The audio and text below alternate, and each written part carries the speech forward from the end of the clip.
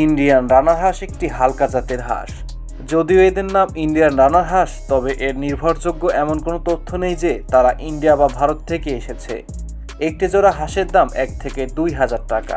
ভারতীয় উপমহাদেশ ও ইন্দোনেশিয়ান দ্বীপপুঞ্জের জাতটি প্রাচীন অস্তিত্বে পাওয়া যায়। এর নামকরণ সম্ভবত ইস্ট ইন্ডিয়া কোম্পানির ইন্ডিয়া ম্যান জাহাজ বা জাহাজের বন্দরকে বোঝানোর জন্য ইন্ডিয়ান শব্দটি নেওয়া হতে পারে।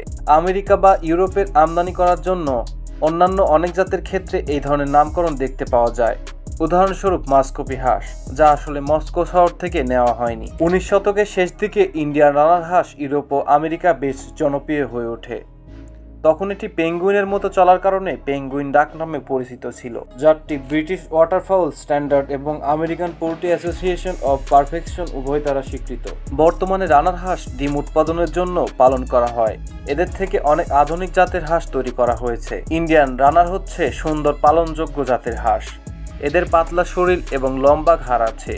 এদের চোখে চোখে রেখা হালকা মাথা আছে এবং পিঠ সোজা। ভারতীয় রানার হাঁসের পা তাদের শরীরের নিচের দিকে, যার ফলে প্রজননতন্ত্র নিচের অবস্থান লক্ষণীয়। কিছু রানার হাঁস যখন উত্তেজিত হয় তখন এরা সম্পূর্ণরূপে সোজা হয়ে দাঁড়াতে পারে।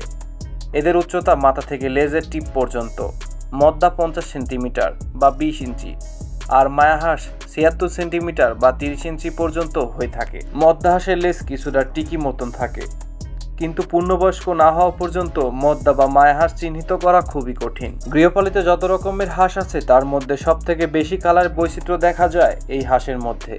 সাধারণত 8 রঙের হাঁসের বৈচিত্র্য বেশি দেখা যায়, তবে 14 রঙের ইন্ডিয়ান রানার হাঁস ব্রিটিশ ওয়াটারফাউল স্ট্যান্ডার্ড দ্বারা স্বীকৃত।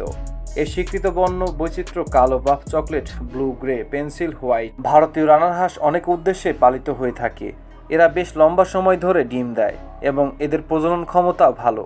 শৌখিনভাবে ও জৈব কীটপতঙ্গ নিয়ন্ত্রণের জন্য এদের পালন করা হয়। ইন্ডিয়ান রানার হলো একটি চমৎকার গৃহস্থ হাঁস।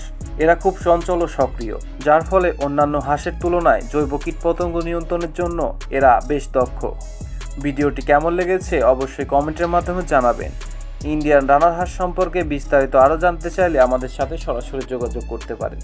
ধন্যবাদ সবাইকে। দেখা হবে পরবর্তী কোন নতুন ভিডিওতে।